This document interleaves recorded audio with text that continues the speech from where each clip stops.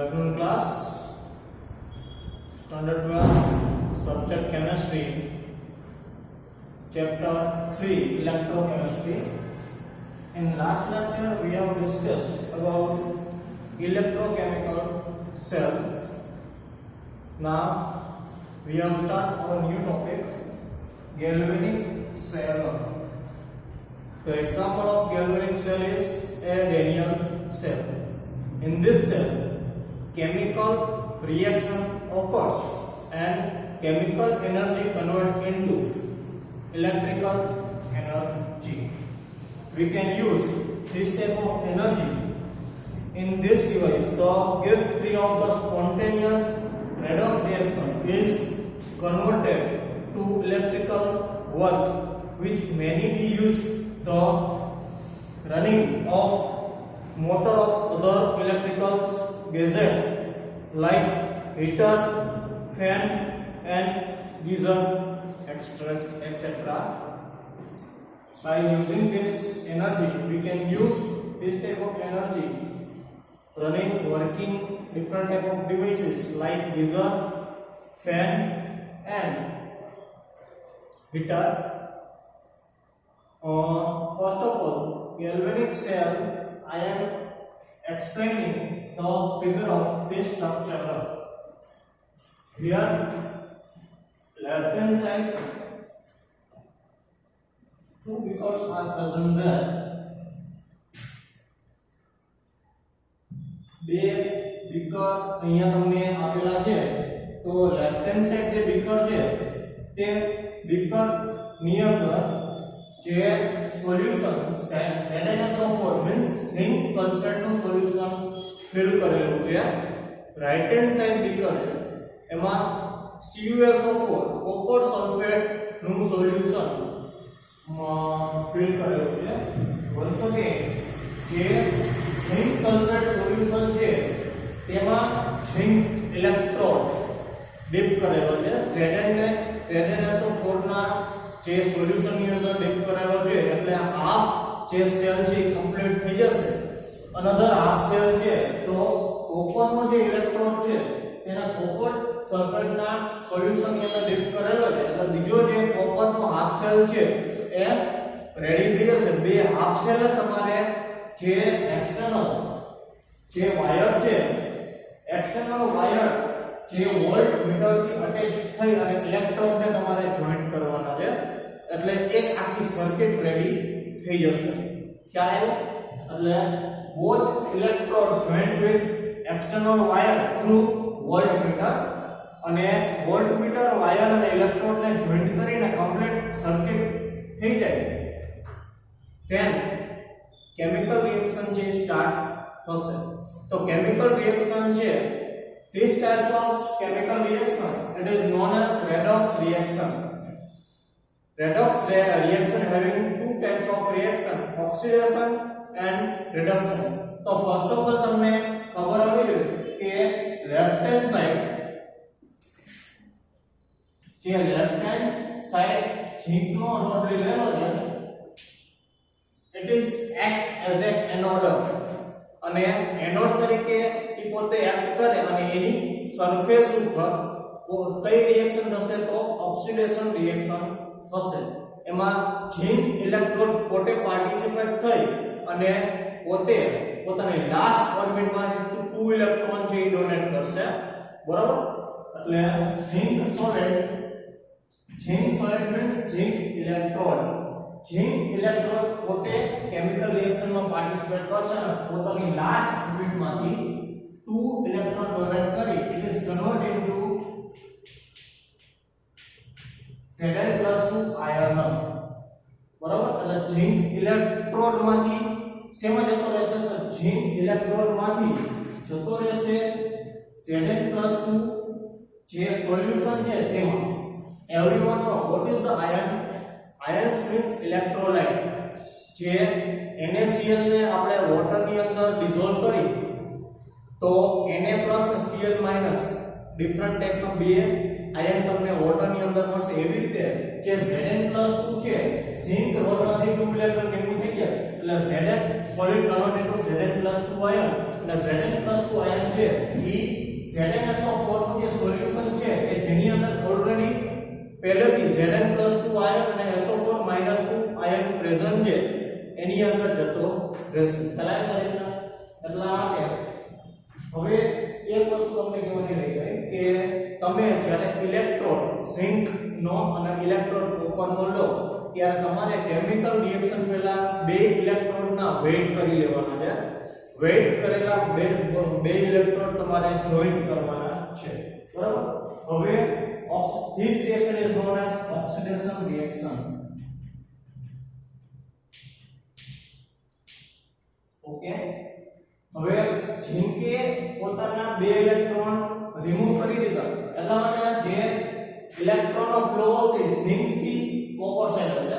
આ જે ફ્લો દેખાય છે બાય વોલ્ટમીટર એ તમને ખ્યાલ કેવી રીતે આવશે? જો એક્સટર્નલ વાયર છે એની સાથે વોલ્ટમીટર અટેચ કરેલું છે અને વોલ્ટમીટર ની અંદર એનો જે એરો છે એ તમને હાલતો દેખાય તો તમારે સમજી લેવાનું કે જે ઇલેક્ટ્રોનનો ફ્લો છે એક વાયર થ્રુ ઝિંક થી કોપર સાઈડ જાય છે. એટલે ઝિંકે પોતાના બે ઇલેક્ટ્રોન રિમૂવ કરી અને કોપર આયનને આપશે. કોપર આયનના Cu+2. હવે સેકન્ડ રિએક્શન તો રાઈટ હેન્ડ સાઈડ છે એ કઈ રિએક્શન થશે? તો Cu+2 આયન. હવે અહીંથી જે ઇલેક્ટ્રોન છે તે સીધા જશે ક્યાં? તો Cu+2 જે આયન ઓલરેડી સોલ્યુશન ની અંદર પ્રેઝન્ટ છે તે સોલ્યુશન ની અંદર Cu+2 આયન જશે. Cu+2 ion accept 2 electron. આ 2 ઇલેક્ટ્રોન કહે છે તો ઝિંકે પોતે જે બે ઇલેક્ટ્રોન ડોનેટ કર્યા તે Cu+2 આયન પોતે એક્સેપ્ટ કરી and it is converted into Cu solid. એટલે Cu solid કન્વર્ટ કરે. હવે સોલ્યુશન ની અંદર Cu+2 છે એ એક્સેપ્ટ કરે it is converted to Cu solid. ને આ જે Cu solid છે ડિપોઝિટ ક્યાં થશે? તો on the surface of copper. Copper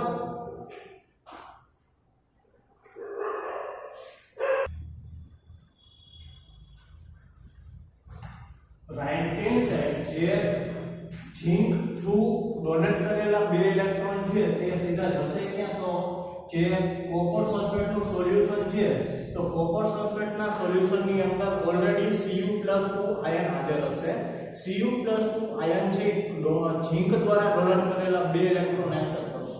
એટલે કોપર+2 જે ઓલરેડી aqueous ફોર્મમાં હશે 2 ઇલેક્ટ્રોન એક્સેપ્ટ કરી એટલે કન્વર્ટ ઇન્ટુ Cu solid.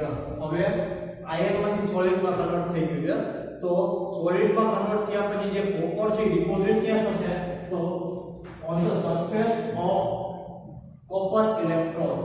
જે કોપર ઇલેક્ટ્રોડ છે તેના સરફેસ ઉપર જે કોપર સોલિડ છે તે ડિપોઝિટ થશે અને તમને તે જે સરફેસ હશે એની કોપર ઇલેક્ટ્રોડના સરફેસ ઉપર રેડ ડોટ જોવા મળશે. તો એ રેડ ડોટ ઇન્ડિકેટ કરે છે કે સોલ્યુશનમાંથી Cu સોલિડ છે તે ત્યાં ડિપોઝિટ થયો છે.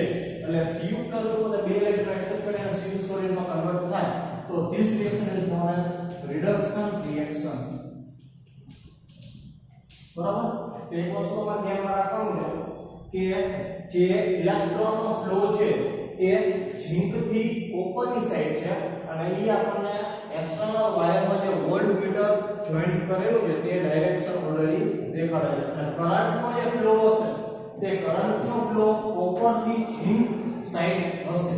તો આ બે ફ્લો ઇમ્પોર્ટન્ટ છે. ઇલેક્ટ્રોન ફ્લો કોપર થી zinc in normal chemical reaction and current flow copper થી ઝિંક સાઈડ હશે. ખ્યાલ આવ્યો? એટલે આ ટાઈપની જે કેમિકલ રિએક્શન છે એ ડેનિયલ થિયરી અંદર થાય છે.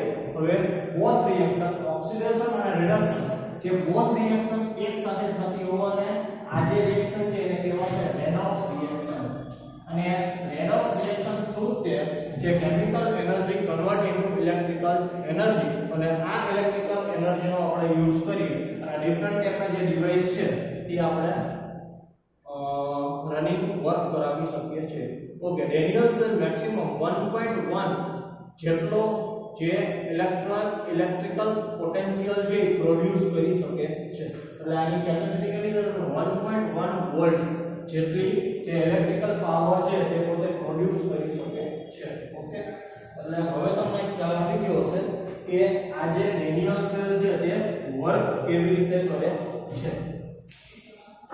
Okay, the potential difference between the two electrodes of a galvanic cell is called cell potential, is measured in volt.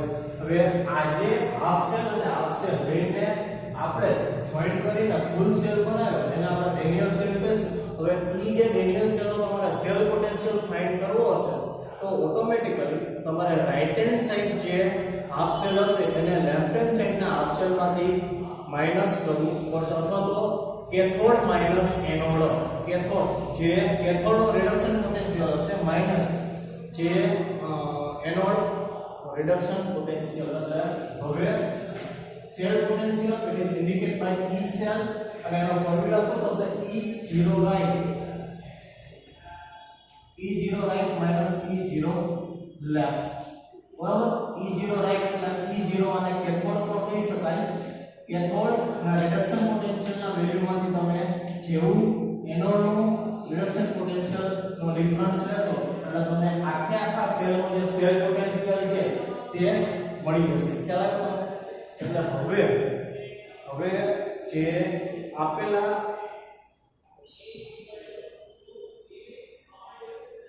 કોઈ પણ હવે વાત કે ડેનિયલ સેલમાં ઝિંક અને કોપર હતું તો હજી પણ એક એવો સેલ લે કે જેનો તમારે સેલ પોટેન્શિયલ ફાઇન્ડ કરવો હોય તો કેવી રીતે કરી શકાય. ફર્સ્ટ ઓફ ઓલ આ જે આખો સેલ છે એને તમારે લખવું હોય તો કેવી રીતે લખી શકાય તો એની મેથડ હું તમને શીખવાડું છું એટલે તમારે એ વસ્તુ ધ્યાનમાં લેવાની રહેશે.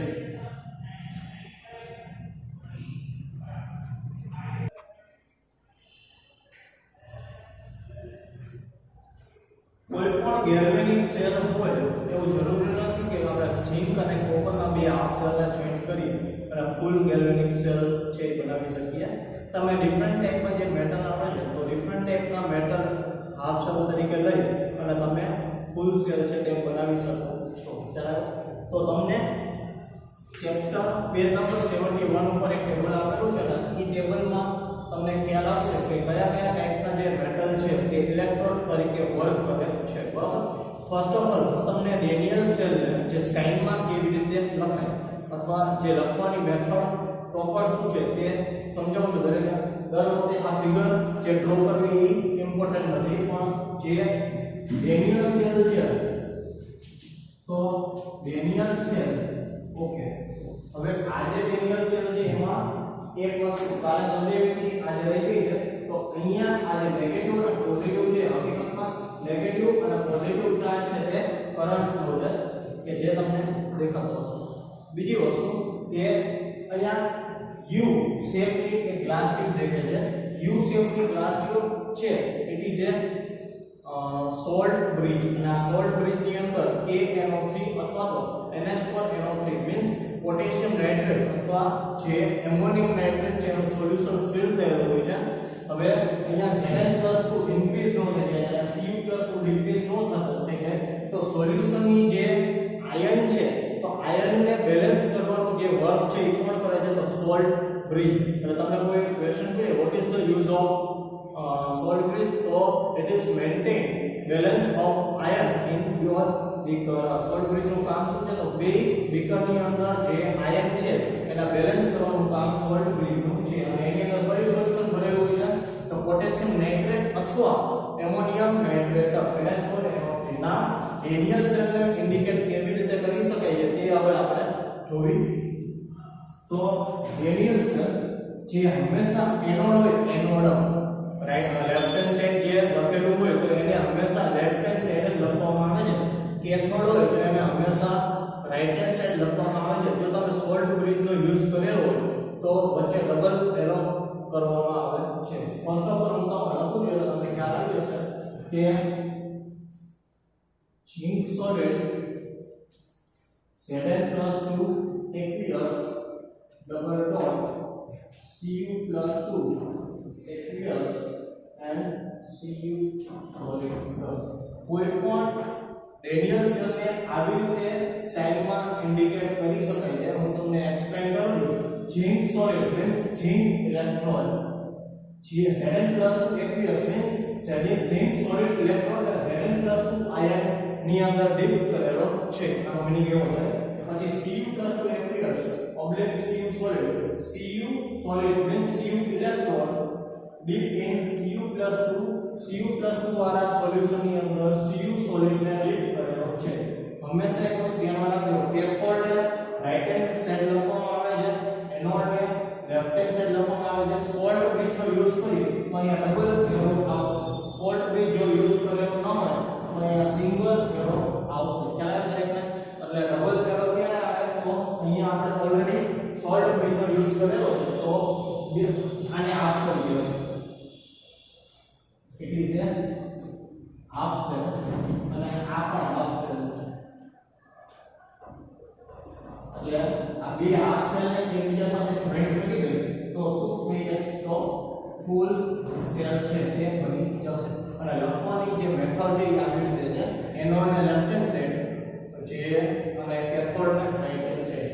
zinc solid deep in Zn+2 aqueous solution and Cu solid deep in Cu+2 aqueous solution. જો સોલ્ટ યુઝ કરીએ તો જે ડબલ એરો નહીં સિંગલ એરો. બીજી વસ્તુ કે એક જ બીકરમાં જો બે ઇલેક્ટ્રોન ડીપ કરેલા હોય તો એક વસ્તુ ધ્યાનમાં રાખજો કે ત્યાં એક જ બીકરની અંદર બે ઇલેક્ટ્રોન જો ડીપ કરેલા હોય તો ત્યાં આપણે જે સોલ્ટ બ્રિજ છે એનો યુઝ કરી શકતા નથી. ખ્યાલ આવે છે? ઓકે. હવે સેલ પોટેન્શિયલ આખા બે હાફ સેલ જે જોઈન્ટ કરીને ફૂલ સેલ બનાવવામાં આવે તો તેનો જે સેલ પોટેન્શિયલ એ કેવી રીતે ફાઇન્ડ કરી શકાય? એ મેં તમને સમજાવ્યું કે E સેલ બરાબર E સેલ ની સેલ પોટેન્શિયલ ઇક્વલ ટુ જે રાઈટ હેન્ડ સાઈડ છે રાઈટ હેન્ડ સાઈડ કોણ છે? તો કોપર. તો કોપર નો જે રિડક્શન પોટેન્શિયલ હશે, reduction potential indicate by E0 Cu+2 oblique Cu solid. એટલે કેથોડ માંથી એનોડ છે. હવે લેફ્ટ હેન્ડ સાઈડ કોણ છે? તો ઝિંક છે. એટલે ઝિંક નો જે રિડક્શન પોટેન્શિયલ છે Zn+2 ઓબ્લિક Zn solid. એટલે કેથોડ માંથી એનોડ છે એનો રિડક્શન પોટેન્શિયલ તમે માઈનસ કરશો એટલે ઓલરેડી જે આખા સેલનો સેલ પોટેન્શિયલ છે એ ફાઇન્ડ કરી શકશો.